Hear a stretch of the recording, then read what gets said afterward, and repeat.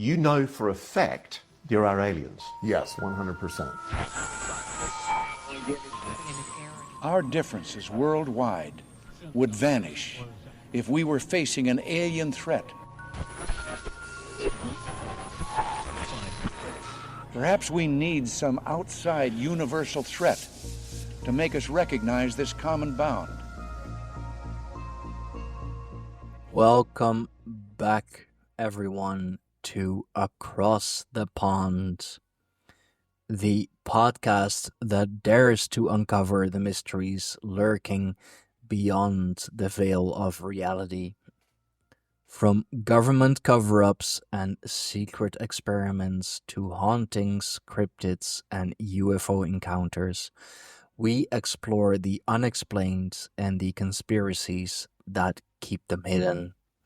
And today, I thought we would explore a rather sensitive topic, perhaps a rather divisive conspiracy theory. A conspiracy that is perhaps least talked about of all the, let's say, popular conspiracies, but one that is, well, increasingly relevant. Today, I want to take you to a deep dive into the topic of the Kalergi Plan. And yes, that is how you pronounce it. It's not Kalergi, it's Kalergi. You might have heard of it, or, perhaps you've stumbled upon the term online. But what exactly is the Kalergi Plan? And is it a legitimate political vision or just another modern-day conspiracy theory? One of too many that you can just simply disregard or that aren't, interesting or relevant anymore. Well, in this episode, I am going to do my best to break it down. We'll explore what the Kalergi Plan actually is, the history behind it, and the rise of the conspiracy theory that has possibly misinterpreted it or mispresented it. I'll also look at why this theory resonates with some people, or increasingly more people nowadays, and why it is important to distinguish fact from fiction, to distinguish conspiracy from what is actually going on in the midst of all the noise. So, let's get into it, shall we? So, what is the Kalergi Plan? Well, the term the Kalergi Plan is most commonly associated with Count Richard von Coudenhove-Kalergi, an Austrian-Japanese nobleman and political thinker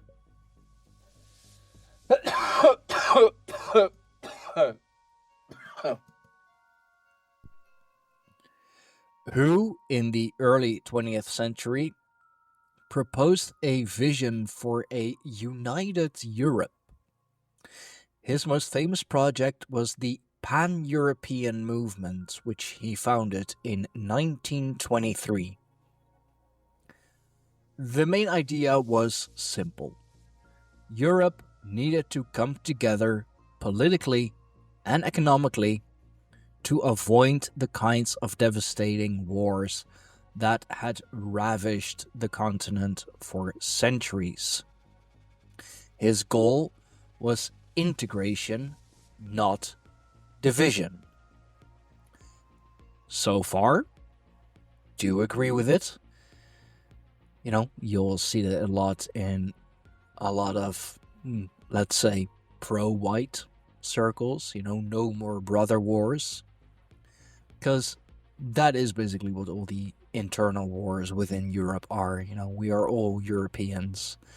We are all from the same stock, you know, at least in the north and the let's say the north and the west. East is really its own, south is really its own. Nevertheless, we are all Europeans. Now, here is where the confusion begins. The so-called Kalergi Plan theory suggests that Kalergi wanted to systematically replace European populations with non-European migrants, resulting in the dilution of European cultures and identities. The theory claims that this was part of a deliberate plot orchestrated by so-called elites to create a new homogeneous global society. Well, whether that is actually part of the Kalergi Plan or not, it is most definitely something that is happening. You can call it a conspiracy, but, you know, we see it happening. We see it happening more and more. But let's continue. The reality, however, is much more grounded. Kalergi never proposed anything close to this idea of mass demographic replacement. What he did argue for was a European unity based on shared political and economic interests. Nothing more, nothing less. The theory that he advocated for widespread immigration to erase national identities is a significant distortion of his actual work. To understand where the conspiracy theory diverges from reality, we need to take a look at Kalergi's vision for Europe. As the aftermath of World War I left Europe fractured and broken, oh yeah, it did, Kalergi saw a united Europe as a means to prevent further conflicts. How's that working out for you? His pan-European movement was a response to the horrors of war, a way of saying, let's come together and build something stronger. Again, so far, I agree. Kalergi envisioned European integration, particularly in terms of economic cooperation and political unity to ensure peace. His aim wasn't cultural or racial mixing in the way the conspiracy theory suggests. In fact, while Kalergi did mention that Europe's future might include greater cultural diversity, something that has really been occupied, or, you know, a term that has really been occupied over the last few years, he was primarily concerned with creating stability through economic and political cooperation, not reshaping the demographics of Europe through forced immigration. His work, Practical Idealism, published in 1925, outlines his vision for a European future, one that emphasizes a shared European identity, but not at the expense of the individual cultures that made up the continent. The idea of creating a quote-unquote new European man through race mixing was, at best, a narrow and somewhat misguided notion based on the eugenics idea of the time. But the key point here is that Kalergi was never advocating for large-scale migration or a dilution of European heritage. Eugenics. Great. Loving that. So, how did a political idea about European unity get twisted into a theory about replacing native populations? Well, the rise of the Kalergi conspiracy theory really picked up steam in the 2000s, particularly with the growing influence of far-right nationalist movements in Europe. These movements, which often oppose immigration and European integration, I do wonder why, began using Kalergi's name to promote a narrative that there was a secretive, coordinated effort to replace native Europeans with migrants from non-European countries. So maybe Kalergi's name being attached to it wasn't the right way, wasn't the right plan.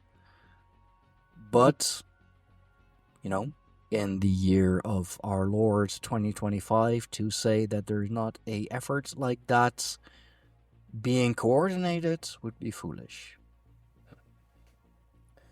The theory claims that the so-called elites acting through institutions like the European Union, unelected officials, are deliberately pushing for mass immigration to weaken national identities and increase control over populations. The idea is that by flooding European countries with migrants, they can destabilize traditional European cultures and create a more easily controlled society.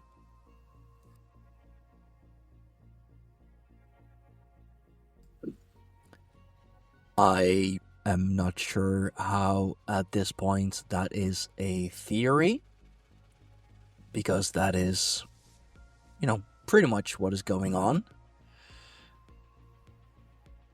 Kalergi himself never suggested such a thing, and there is no documentation or credible source that proves there is any kind of secret plot to bring about mass immigration in the way that these conspiracy theorists claim. I mean, there might be no documentation, there might be no credible source, but then again, if you are doing this, a paper trail is the last thing you want to leave. What we're looking at here is a misreading, or more often even a deliberate distortion of Kalergi's work to fit a political agenda. I mean, that's a thing of all ages, all times, so that is nothing new. It's still, not okay. I still don't approve of it, but it's nothing new. Now, you might be wondering, why does this conspiracy resonate with some people? Why does it have such traction, especially among certain nationalist groups? The answer is complex, but it's rooted in fear and uncertainty. In recent years, immigration has been a flashpoint in European politics. With the refugee crisis and increasing global migration due to war, climate change, and economic disparity, many people in Europe have felt a sense of cultural and social upheaval. Speaking as a European myself, as a Dutch native, who, deals with immigrants on a daily basis, professionally and privately, yes, this definitely lives among the European people, and I would say the people throughout the West in general. The Kalergi conspiracy theory offers a simple, though false, explanation for these complex issues. Instead of looking at immigration through the lenses of global economic forces, war, and geopolitics, this theory suggests a coordinated, almost malicious plan. It taps into fears of what cultural erosion and economic instability, offering a scapegoat. The elites, who supposedly want to destroy European identity. Again, looking at the state of Europe today, looking at the state of the world today, it is getting harder and harder to say that this is just a conspiracy. Because if it's not a conspiracy, then, well, that may be even worse. Furthermore, the rise of nationalism and populism has made this narrative even more appealing. I agree. For some, the theory serves as a rallying cry to protect traditional European cultures and values. It is a way of channeling frustration with the pace of societal change into something that feels more controllable, an enemy to fight against. They're picking the wrong ones, but hey, it's for another time perhaps. Of course, the reality of immigration is far more complicated than any conspiracy theory can convey. I agree. People move for a variety of reasons. War, poverty, political expression, and climate change are just a few of the drivers behind global migration patterns. No one is orchestrating some grand scheme to replace European populations. Well, no one, perhaps. What we're really talking about is a global issue that requires thoughtful policy responses, not the demonization of migrants or the spread of false narratives. I agree that the demonization of migrants is not going to help. It just keeps us focused on the wrong things. The spread of false narratives, if the Kalergi Plan is indeed for a united Europe, then I do agree. I do say that we ought to stop using the Kalergi Plan for this. European nations are working through the complexities of integrating refugees and migrants in their societies. Not doing a terrible good job at it, but they're trying, I suppose. It is not an easy process. There are cultural tensions, economic challenges, and political disagreements. But these are issues that are being dealt with through policy, public debate, and at times, trial and error. Public debate, yes,